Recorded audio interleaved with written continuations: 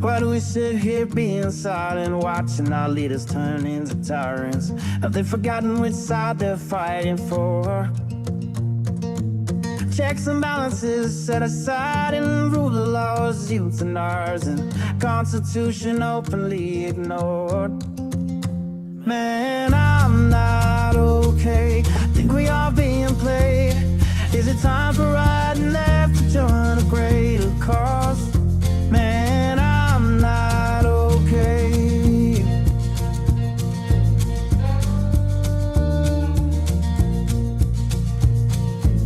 The rich claim to be victimized just to attack the marginalized. Is 1% really worth more than all the sick and poor? Always preaching about fellowship while planning their dictatorship. Now we've seen how all of this plays out before. Man, I'm not okay. Think we are being played. Time for you and I to join our country's call. Man, I'm not okay.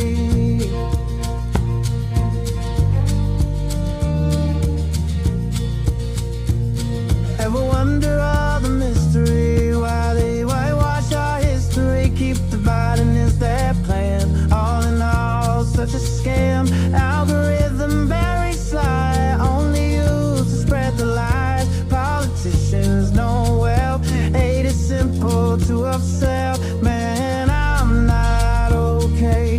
Think we are being played. Time for you and I to join our country's call.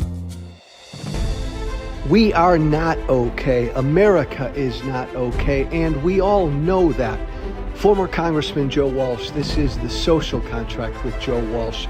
Let's figure out how to get okay together.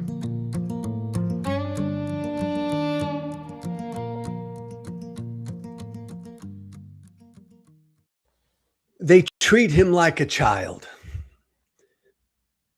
The people around Donald Trump treat Donald Trump like a 5-year-old child.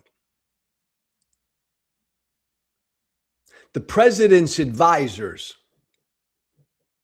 everybody who deals with the president of the United States, treats the president of the United States like a child. One more time from the mountaintop this Wednesday. Don't care what your politics are this Wednesday. That should bother every one of us.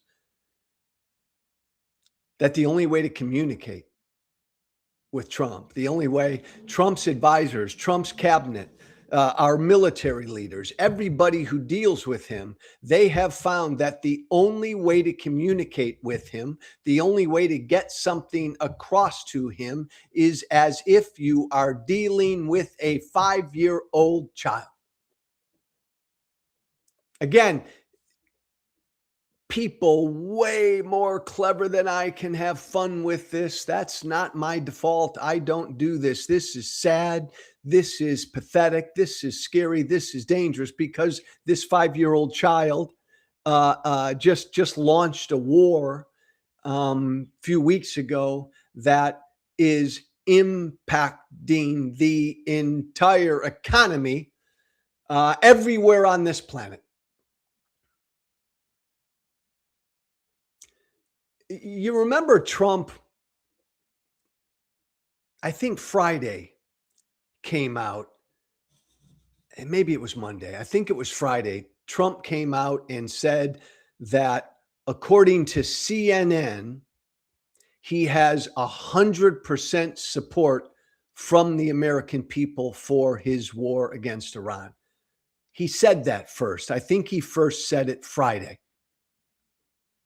And everybody laughed at him or shook their head or just said, oh my God, that's Trump. He's just a fucking idiot. But he kept saying it and he's continued to say it. According to CNN, I've got 100% support from the American people for this war. Turns out that his advisors put in front of him a CNN poll that showed that among MAGA, He's got almost universal support for this war among MAGA, not the entire country. But his advisors, the people around him, remember, they treat him like a child. They said, looky here, Mr. President, you've got 100% support for your war. And because Trump doesn't read and doesn't look below the headline, and they didn't tell him because, like a child, like a spoiled, entitled child, the advisors only want to give him good news. They only want to give him candy. They want to let him stay up all night. They want to let him eat whatever he wants to eat and watch whatever he wants to watch. And every time Trump stomps his feet or yells or screams, they all go right to him and cater him like any parent of a spoiled, entitled child would do. They only show him good news. The people around Trump only show him good news.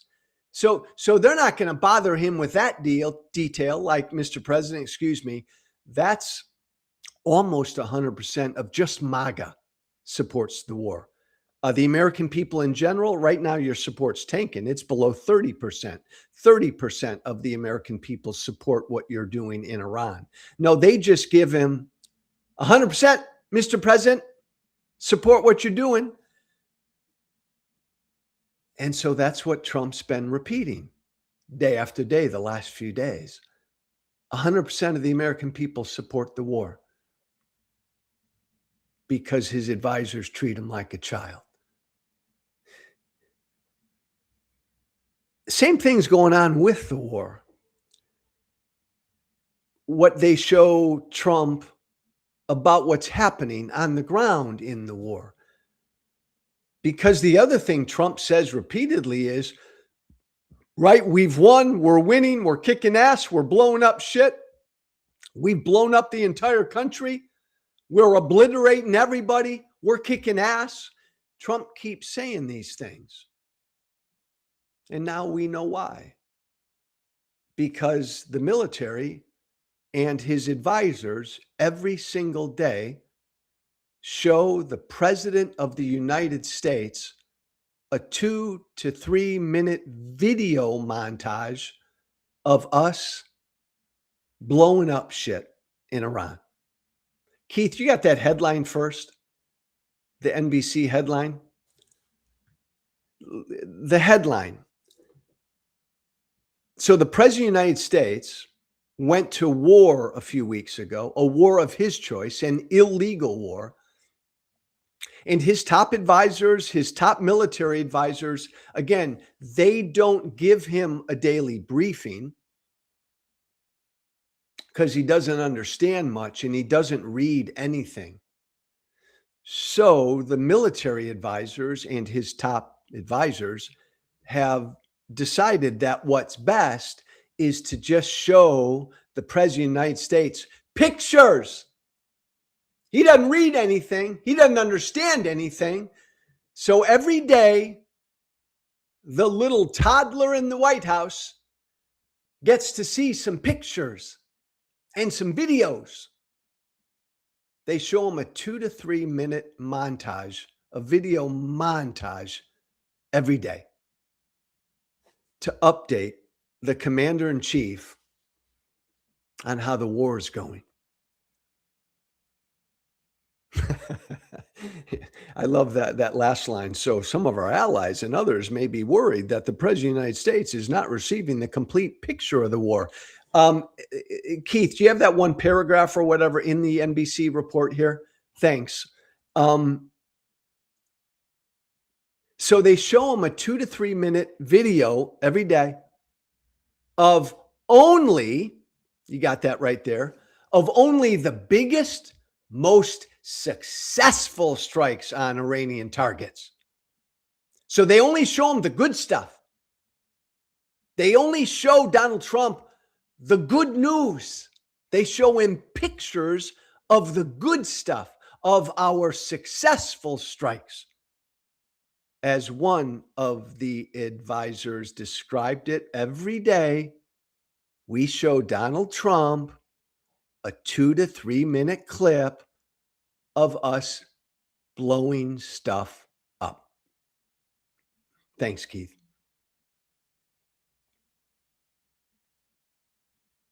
That's what the leader of the free world gets every day. That's what our commander in chief gets every day.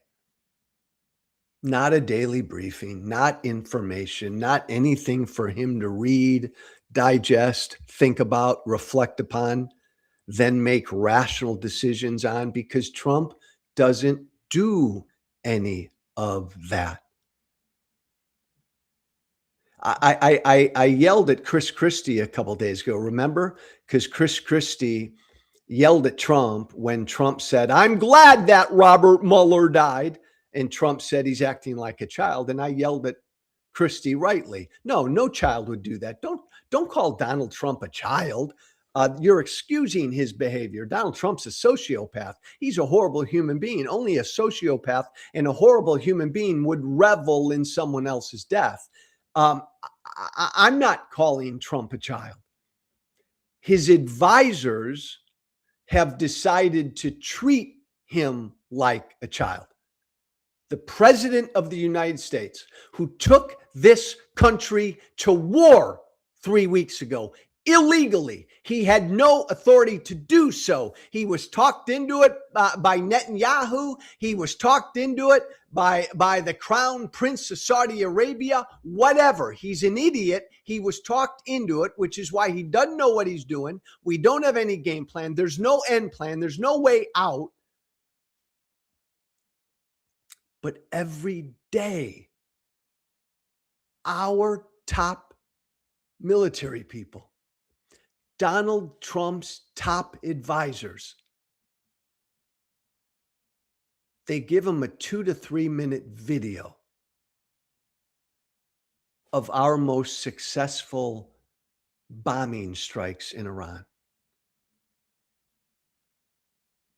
They only feed him good stuff, good news, because he can't handle bad news, right? Like he wouldn't, just like he couldn't handle that only 30% of the American people support the war. So what did they do? They gave him only the good news. Hey, look, Mr. President, almost 100% of MAGA supports your war. And because he's an idiot, he's a pathological liar, he then went on TV and said 100% of the American people support my war. They don't want to show him bad news. They don't want to show him the truth. We all know people like this, parents like this, who were afraid to discipline their kids, who were afraid to give their kids a timeout, who were afraid to put their kids down for nap time, who said, "No, you can't eat candy all day," right? Right. We all know parents who spoiled and coddled their kid. And when their kid cried and screamed, they just fed them more candy, did whatever. You can do whatever you want, Junior. That's what the people around Trump are doing with Trump. They're showing him only stuff that will make him happy. And they're showing him pictures. Pictures. Which is why he goes out there every day and says, right? Oh my God, we're bombing stuff.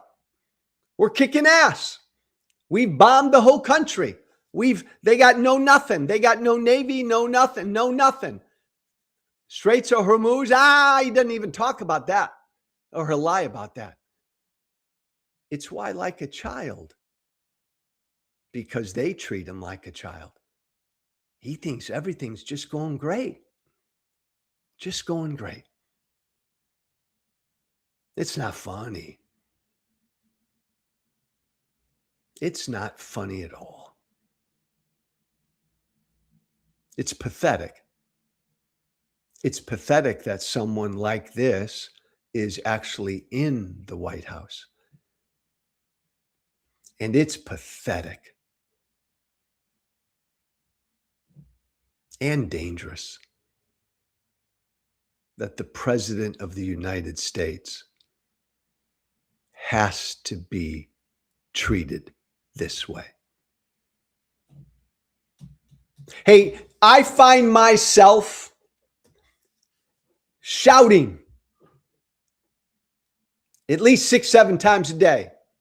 Fuck ICE, fuck Trump. Fuck ICE, fuck Trump. And I find myself shouting that 6, 7 times a day every time I see something ugly, cruel, heartless, lawless, corrupt, un-American that these mass federal thugs do, that ICE does. Every time I see some sort of terrorizing that ICE does to immigrants and American citizens, I just find myself shouting to no one in particular, fuck ICE, fuck Trump. Every day. This headline grabbed me, and this story grabbed me. The wife, and I'm going to have Keith play it for you here in a second. The wife of an active duty U.S. Army soldier has been detained for 3 months. Fuck ICE, fuck Trump. Hey, Keith, I'm going to play the story for you. As you begin to listen, just look at that headline. The wife of an American active duty Army soldier has been detained for almost 3 months. And I ask you before we play this, before we get into the details of this story, no way on God's green earth should we live in a country where the wife of one of our heroes, the wife of an American soldier, is grabbed, detained at all by ICE. Shouldn't happen here. Shouldn't happen to one of our service members, to someone who's put on the uniform, has the uniform still on to defend all of us. An active duty Army soldier in this country shouldn't be put through what he and his wife have been through. Play it for me, Keith. An active duty U.S. Army soldier is speaking out after his wife was taken into ICE custody and has been held for months. He says she came to the United States seeking asylum from Colombia and now fears she could be sent back to a dangerous situation. WSAB's Isabella Baez spoke with that soldier. Raised my right hand twice to serve this country, and this is how they're treating me. Matthew Slagle is fighting to bring his wife, Marianne, home. She is originally from Colombia and came to the United States seeking asylum after he says she feared for her life. She was placed in a national victim registry by the Colombian government of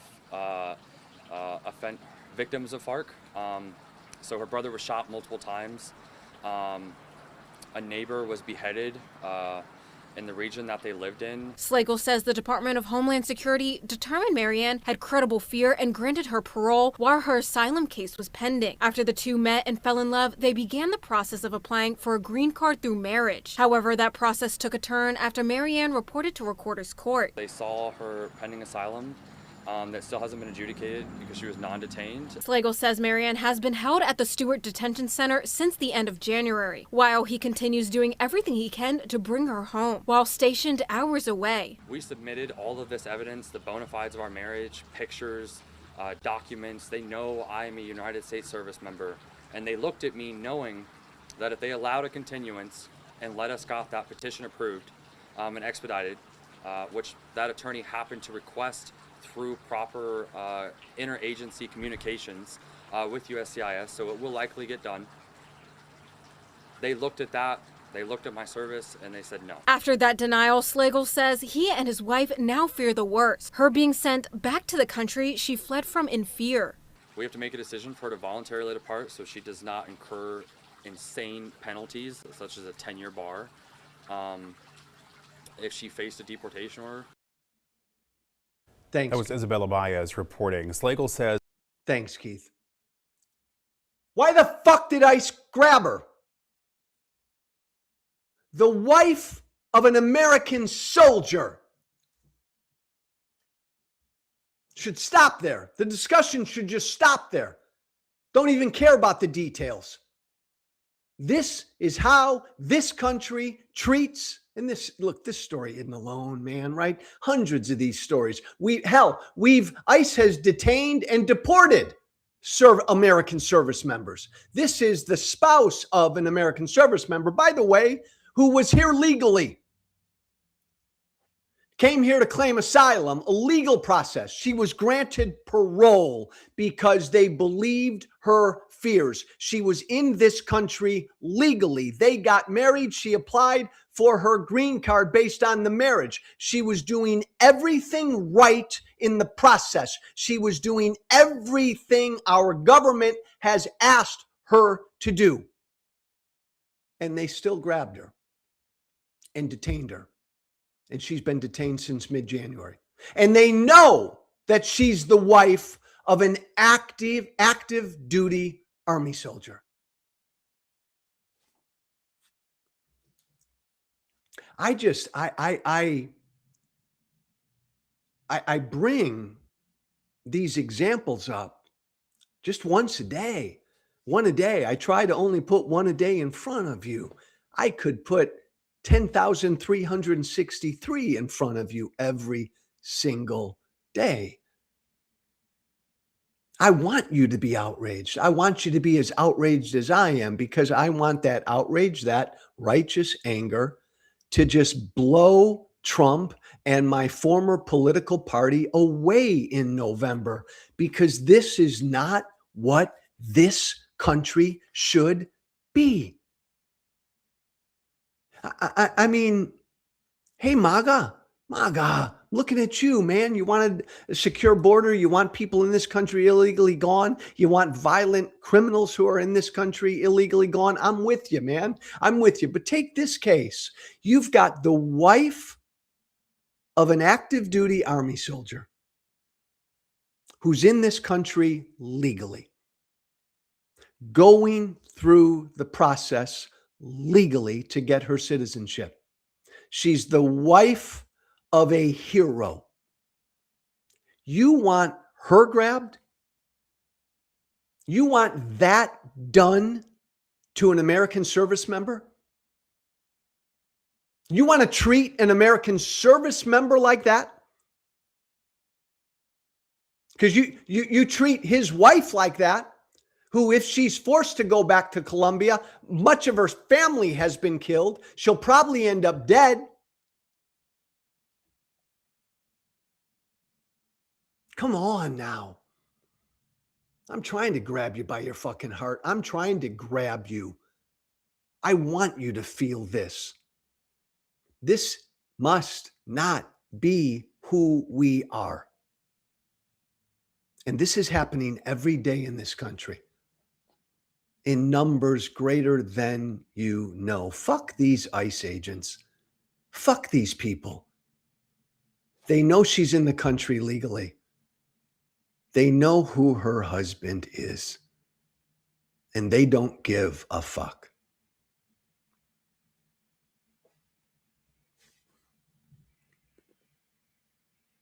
Carry your righteous anger for the next 8 months.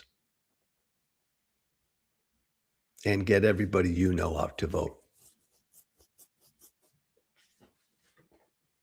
Because in November, like the answer, everybody asks me, what's the answer? What's the answer? And everything we do is good. The No Kings rally you're going to rally at this weekend is good. Everything you do is good.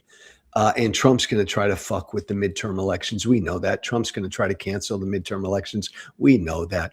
But man, the most important thing we can do this year is vote and get everybody we know to vote in numbers like a midterm fucking election has never seen in this country. Because we need to make a big, broad statement that this is not who we are. This story right here. Hey, if that's what America is, if that's how America is going to treat a U.S. service member, an active duty soldier and his family, if that's how America is going to treat them,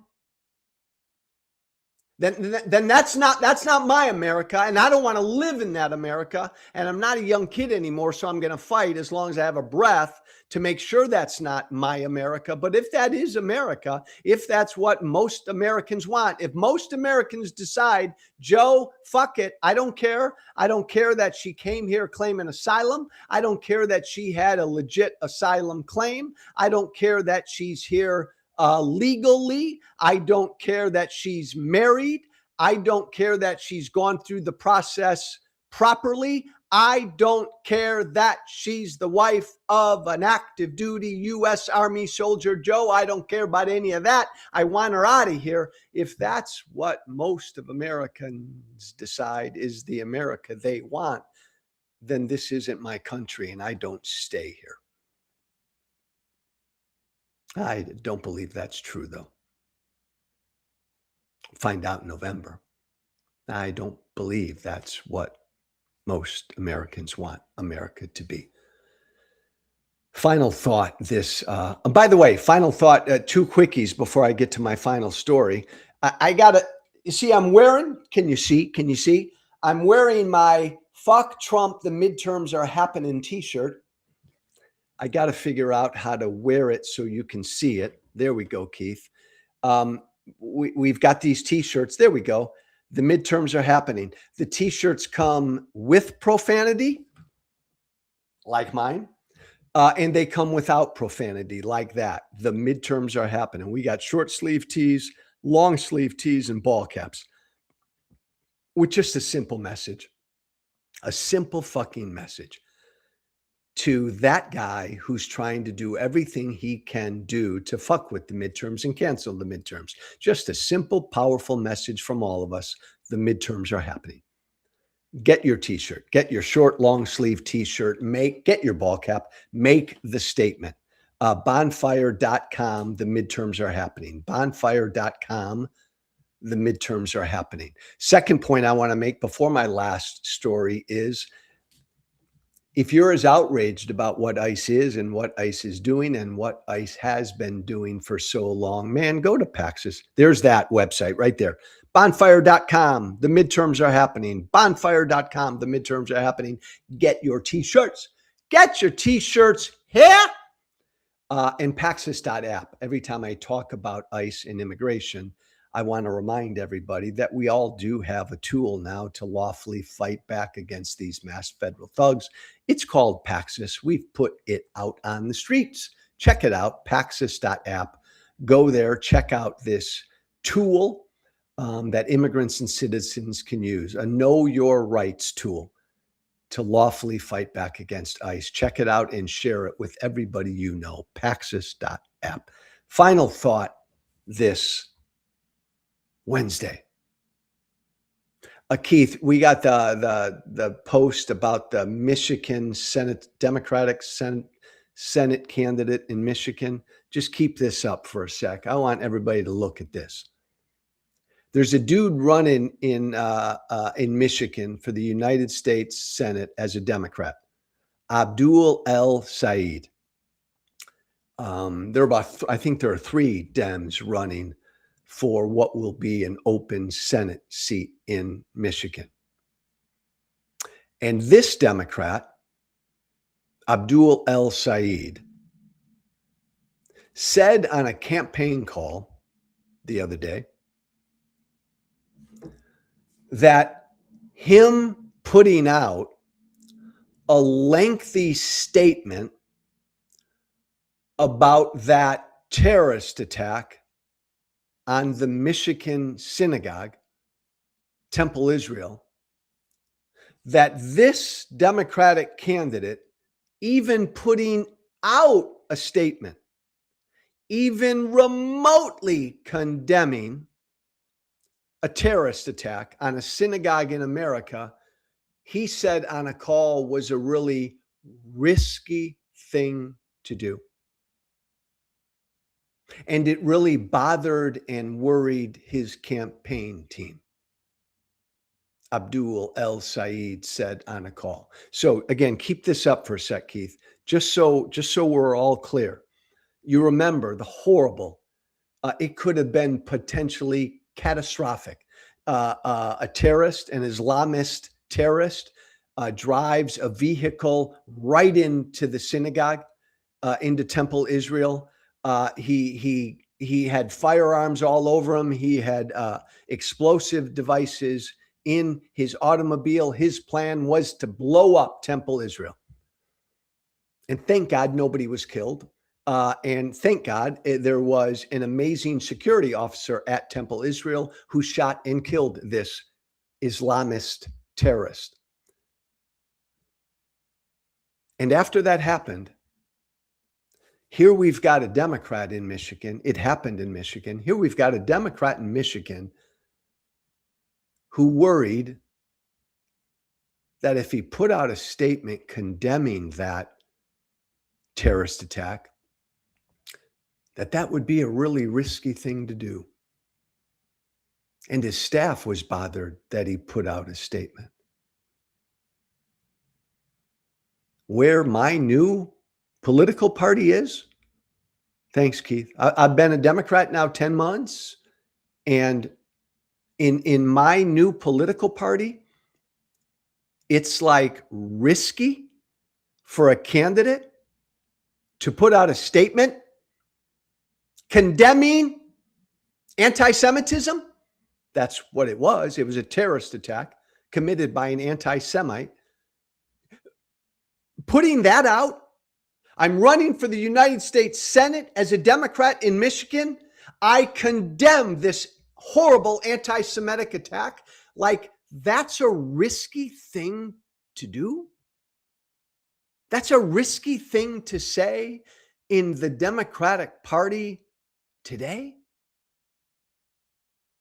And this guy's campaign staff thought it was a bad thing to do.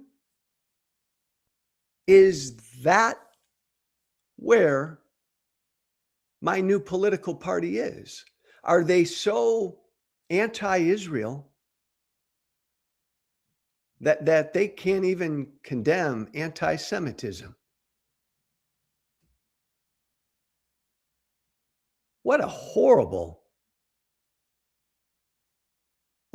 thing to say. And what a horrible picture it paints of my new political party. You can't even condemn an anti-Semitic terrorist attack. With today's Democratic primary voters, this is what he was saying. You know, that might not go over real well because the average Democratic primary voter out there, they don't like Israel. They think Israel's committing genocide. They think Israel's an apartheid state. They don't like Israel. They can't stand Israel. So if I put out a statement that condemns an attack, an anti-Semitic attack, oh my God, Democratic primary voters are going to be pissed off at me. That's what Abdul El Said is saying. It won't go over well in a Democratic primary to condemn an attack on a temple in the state of Michigan. That won't play well with today's Democratic primary voters. Who, if that's true, if that's true, what a fucking indictment of my new political party. If that's true, if that's where the Democratic Party is at, like, can no longer condemn anti-Semitism? Because what? Most Democratic primary voters are anti-Semitic? What do you mean? If that's where my new party is at,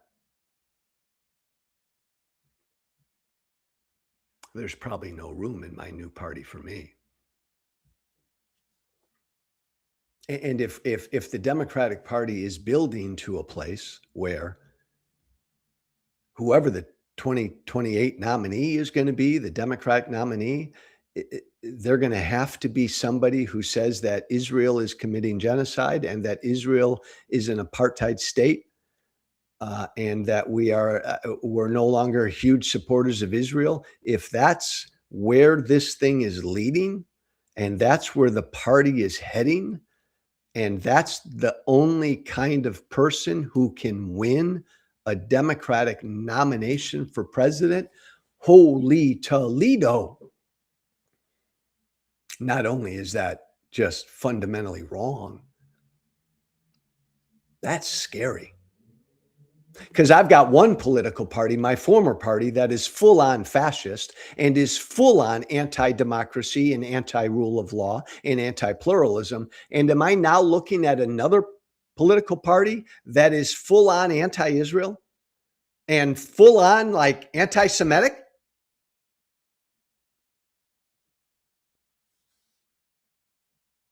I hope not. I hope not. Thanks for listening. My Substack, Social Contract with joewalsh.substack.com. Check it out. You're not going to like and agree with everything I say and write, but isn't that the way it's supposed to be? And we can disagree respectfully. Check it out. I put everything I think on my Substack, Social Contract with joewalsh.substack.com. Shoot me an email, guys, about anything that's on your mind. The Social Contract with Joe Walsh at gmail.com. That is all one word. Have a good Wednesday. Be brave. Thank you for listening. Remember to listen, follow, and share The Social Contract with Joe Walsh on Apple, Spotify. Plus, don't forget to subscribe to The Social Contract on Substack. This has been The Social Contract with Joe Walsh.